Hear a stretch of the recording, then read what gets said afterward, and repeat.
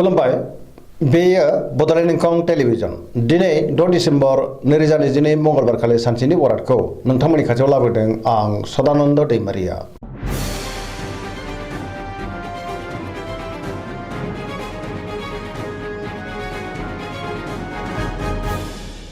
सिगां फरायनो लादों मेष राशि गिबि हांखो अ ल दिनैनि साना जोबोद मोजां जेरावबो जाफुंसारगोन सुरखौ दिनै गोरलैयैनो फेजेननो हागोन बहाबा दावबायनो एबा हान्थिनो खाबुबो मोननो हागौ आरो मोजाङैनो हान्थिनोबो हागोन गोसोआ दिनै जोबोर खुसि जागोन मावनो लानाय खामानिखौ थि समावनो मावफुंनो हागोन देहाया मोजाङैनो थागोन सोरबा लोगोनिफ्राय मोजां खौरां फैनोबो हागौ रांखावरियाव मोजां आयाबो दिनै बांनो हागौ बेफार फालांगियावबो जोबोर मोजां मुलाम्फा मोननो हागोन सोरबा गोजाम लोगोजों बहाबा लोगो मोनज्लायनानै गोसोआ दिनै जोबोर गोजोनगोन न'खराव अननानै फैनो हागौ बिमा बिफानि अननाय आरिफोरखौबो मोननो हागोन गुबुननि गोसोखौ दिनै गोरलैयैनो बोनोबो हागोन समाजाव गोबां मान मोनगोन गोसोनि साननायफ्रा जाफुंनो हागौ लाइमोनफ्रा दिनै जोबोर रमान्टिक जागोन आरो गावबा गावनि गोसोनि साननायखौ फोरमायलायनोबो हागोन पजिटिभ एनार्जिनि गोहोमबो गोग्लैगोन धोरोमारि बिथिङाव दिनै गोसो दुंखांनो हागौ फरायसाफ्रा फरायनायाव गोसो दुंखांगोन आरो मोजां फिथाइ मोनगोन वृष राशि गिबि हांखो इ अ ब दिनैनि साना जोबोर मोजां गोसोखौ दिनै जोबोर गोजोननाय मोनगोन गोसोनि बोलोआ बांगोन मावनो लानाय खामानिखौ थि समावनो आरो गोरलैयैनो मावफुंनोबो हागोन माबा नङा माबा मोनसे मोजां खौरां फैनोबो हागौ गियानाबो बांगोन समाजाव दिनै गोबां मान मोनगोन रांखावरियाव जोबोर मोजां गोबां धोन आरजिनो हागोन बेफार फालांगियाव जोबोर मोजां मुलाम्फा मोनगोन आयाबो बांनो हागौ न'खराव बिसि फिसायनि गेजेराव अनलायनाय फैगोन देहाया दिनै मोजाङैनो थागोन अब्लाबो नाथाय जानाय लोंनायाव सांग्रां जानांगोन गुबुननिफ्राय थोजासे हेफाजाब मोननो हागौ जायखि खामानि मावा मानो मोनफ्रोमबो खामानिखौनो दिनै गोरलैयैनो मावफुंनो हागोन सोरबा लोगोनिफ्राय अनसायनाय मोननो हागौ गोसोनि साननायफ्रा दिनै मोगथाङाव जाफुंगोन पजिटिभ एनार्जिनि गोहोमबो गोग्लैगोन सरासनस्रायै दिनै साना जोबोर मोजां आरो मोजाङैनो बारग'लांगोन मिथुन राशि गिबि हांखो क स दिनैनि साना मोजां आरो गाज्रिनि गेजेरजों बाबेरलांगोन नेगेटिभ एनार्जिनि गोहोम गोग्लैनो हागौ मोनफ्रोमबो बिथिङाव सांग्रां जानांगोन गियाननिबो दिनै आंखाल जानो हागौ गोसोखौ दिनै जोबोर गुलाय गुजाय आरो उसुखुथु मोनगोन सोरनिबा थाखाय गोबां जेंनायाव गोग्लैनांनो हागौ देहाया बारा मोजां थानाय नङा मेंनाय मोनगोन गोबां रोखोमनि देहायारि जेंनाजों मोगा मोगि जानांनो हागौ रांखावरियाव मोजां बेफार फालांगियावबो मोजां न'खराव अननानै फैगोन समाजाव मान मोनगोन मावनो लानाय खामानिखौ मावफुंनो गोब्राब जागोन माबा नङा माबा मोनसे गोरोन्थि जानोबो हागौ सोरबा लोगोनिफ्राय गाज्रि खौरांबो फैनो हागौ सोरजोंबा रायखोमा जानोबो हागौ गुबुनजों दिनै मोजां सोमोन्दो लाखिनो गोब्राब जागोन नेगेटिभ एनार्जिनि गोहोम गोग्लैनो हागौ कर्कट राशि गिबि हांखो ड ह दिनैनि साना जोबोर मोजां बहाबा हान्थिनो एबा दावबायनो खाबु मोननोबो हागौ आरो गोसोआ दिनै जोबोर खुसि जागोन मावनो लानाय खामानिखौ थि समावनो आरो गोरलैयैनो मावफुंनोबो हागोन गोसोनि साननायफ्रा जाफुंनो हागौ गोसोआव दिनै पजिटिभ साननाय फैगोन रांखावरियाव मोजां बेफार फालांगियावबो मोजां होनजायो सोरजोंबा बाख्नाय जानोबो हागौ न'खराव दिनै अननानै फैगोन समाजाव लोगो लेवाबो बांनो हागौ देहाया मोजाङै थागोन अब्लाबो नाथाय जानाय लोंनायाव सांग्रां जानांगोन गुबुननिफ्राय हेफाजाबखौ मोननो हागोन फरायसाफ्रा दिनै फरायनायाव गोसो दुंखांगोन आरो मोजां फिथाइ मोनगोन गुबुनजों मोजां सोमोन्दो लाखिनोबो रोंगोन सेंग्रा सिख्लाफ्रा गावबा गावनि गोसोनि साननायखौ फोरमायलायनो हागोन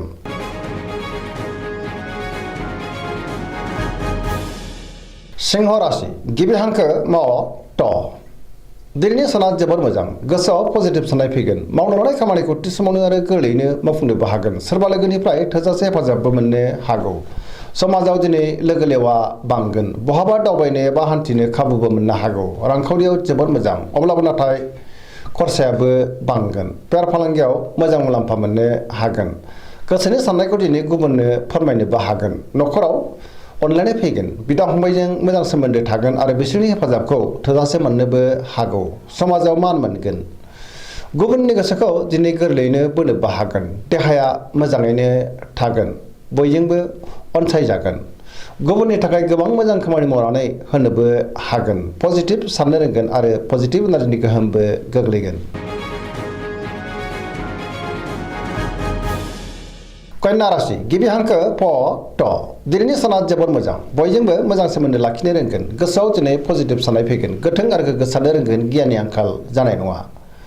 रांखावरियाव दिनै जोबोर मोजां अब्लाबो नाथाय खरसायाबो बांनो हागौ बेफार फालांगियाव जोबोर मोजां मुलाम्फा मोनगोन देहाया मोजाङैनो थागोन। गोबां मुंदांखा सुबुंजों दिनै लोगो मोनज्लायनोबो हागौ न'खरावबो अननानै फैगोन गोबां खामानियाव दिनै मुखुबबो थागोन सोरजोंबा बाख्नाय जानानै गोसोआ दिनै जोबोर खुसि जागोन। गुबुननि थाखाय गोबां मोजां खामानि मावनानै होनोबो हागोन आरो पजिटिभ एनार्जिनि गोहोमबो गोग्लैनो हागौ। सेंग्रा सिख्लाफ्रा जोबोर रमान्टिक जागोन आरो गावबा गावनि गोसोनि साननायखौ फोरमायलायनोबो हागोन।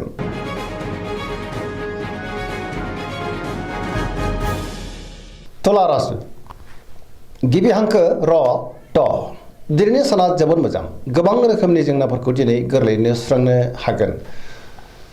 गियाननि आंखाल जानाय नङा गोसोनि बोलोआ बांगोन गोसोनि साननाया जाफुंनो हागौ मावनो लानाय खामानिखौ थि समावनो आरो गोरलैयैनो मावफुंनोबो हागोन। देहाया दिनै मोजाङैनो थागोन रांखावरियाव जोबोर मोजां बेफार फालांगियाव जोबोर मोजां मुलाम्फा मोनगोन न'खराव बिसि फिसायनि गेजेराव अनलायनाय फैगोन बिदा फंबायजों मोजां सोमोन्दो थागोन। समाजाव दिनै मान मोनगोन बेफार फालांगियाव गोबां मुलाम्फा मोननो हागौ गुबुननि गोसोखौबो गोरलैयैनो बोनो हागोन लोगोफोरनि हेफाजाबबो मोननो हागौ गोदान थांखि लानो रोंगोन। सेंग्रा सिख्लाफ्रा जोबोद रमान्टिक जागोन आरो गावबा गावनि गोसोनि साननायफोरखौ फोरमायलायनोबो हागोन। बहाबा हान्थियोब्ला दिनै जोबोद मोजां आरो मोजाङैनो हान्थिनो हागोन पजिटिभ एनार्जिनि गोहोमबो गोग्लैनो हागौ।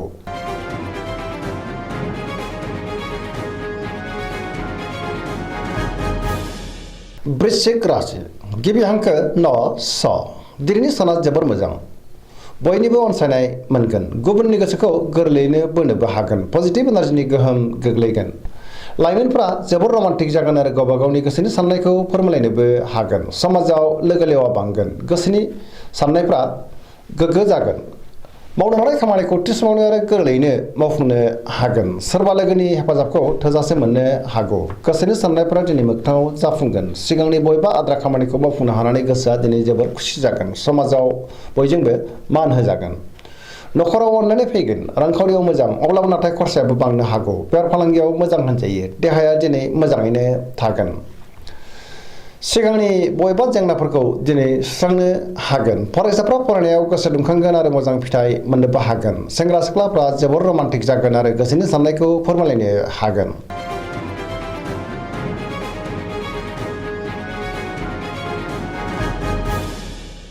धनु राशि गिबि हांखो ध फ भ दिनैनि साना जोबोर मोजां गोसोआव बोलो बांगोन समाजाव गोबां मान मोननो हागौ मावनो लानाय खामानिखौ थि समावनो आरो गोरलैयैनो मावफुंनोबो हागोन। माबा नङा माबा मोनसे मोजां खौरां फैनोबो हागौ गोसोनि साननायफ्रा दिनै मोगथाङाव जाफुंनो हागौ। रांखावरियाव मोजां बेफार फालांगियावबो मोजां होनजायो आयाबो दिनै बांनो हागौ समाजाव बयजोंबो मान होजागोन। बहाबा हान्थियोब्ला दिनै जोबोर मोजां आरो मोजाङैनो हान्थिनोबो हागोन गुबुननि थाखाय गोबां मोजां खामानि मावनानै होनोबो हागोन। देहाया दिनै मोजाङैनो थागोन न'खराव अननानै फैगोन बहानिफ्रायबा मोजां खौरां फैनो हागौ। सेंग्रा सिख्लाफ्रा जोबोर रमान्टिक जागोन आरो गोसोनि साननायखौ फोरमायलायनोबो हागोन पजिटिभ एनार्जिनि गोहोम गोग्लैगोन।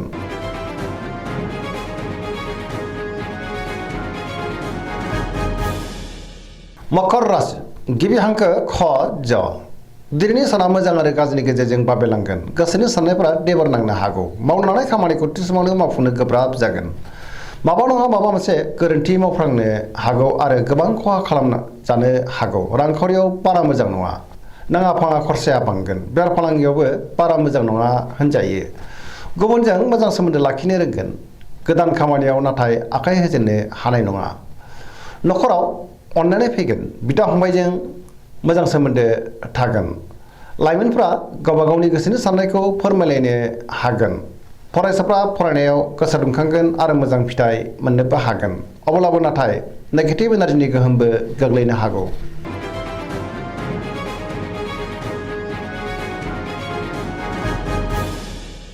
कुम्भ राशि गिबि हांखो ग स दिनैनि साना मोजां आरो गाज्रिनि गेजेरजों बाबेलांगोन गोसोखौ दिनै जोबोर उसुखुथु मोननो हागौ। मावनो लानाय खामानिखौ थि समावनो मावफुंनो हागोन बहानिफ्रायबा नाथाय गाज्रि खौरांबो फैनो हागौ। समाजाव मान मोनगोन। रांखावरियाव मोजां अब्लाबो नाथाय खरसायाबो बांगोन। बेफार फालांगियाव मोजां होनजायो। देहाया दिनै बारा मोजां थानाय नङा। गगा बायदिसिनाजों खस्थ' मोननांनो हागौ आरो गोबां रोखोमनि देहायारि जेंनाजों मोगा मोगि जानांनो हागौ। न'खराव अननानै फैगोन। गुबुननिफ्राय हेफाजाबखौ मोननो हागोन। बहाबा दावबायनो एबा हान्थिनो खाबु मोननो हागौ। अब्लाबो नाथाय लामा सामायाव सांग्रां जानांगोन। नेगेटिभ एनार्जिनि गोहोमबो गोग्लैनो हागौ।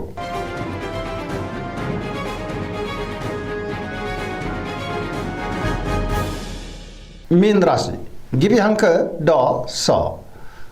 दिनैनि साना जोबोर मोजां। गोसोखौ दिनै जोबोर गोजोननाय मोनगोन। गुबुननि थाखाय गोबां मोजां खामानि मावनानै होनोबो हागोन। अब्लाबो नाथाय सोरनिबा गाज्रि नोजोरबो गोग्लैनो हागौ। सांग्रां जानाया गाहाम। गोसोआव पजिटिभ साननाय फैगोन। गोसोनि बोलोआबो बांगोन। गावनि गोसोनि साननायखौ दिनै गुबुननो फोरमायनो हागोन। देहाया मोजाङैनो थागोन। रांखावरियाव मोजां। बेफार फालांगियावबो मोजां होनजायो। न'खराव अननानै फैगोन। सोरजोंबा दिनै बाख्नाय जानानै गोसोआ दिनै जोबोद खुसिबो जानो हागौ। सेंग्रा सिख्लाफ्रा जोबोर रमान्टिक जागोन आरो गावबा गावनि गोसोनि साननायखौ फोरमायलायनोबो हागोन। दिनैनि राशि फरायनाया एसेनोसै। जोबनायाव बेखौनो खावलायो जाहाथे नोंथांमोना सानफ्रामबो जोंनि बे बड'लेण्ड इंखं टेलिभिजनखौ नायबाय थायो आरो साबस्क्राइब खालामो, लोगोसे लाइक खालामो आरो शेयार खालामो। एसेनोसै, गोजोन्थों।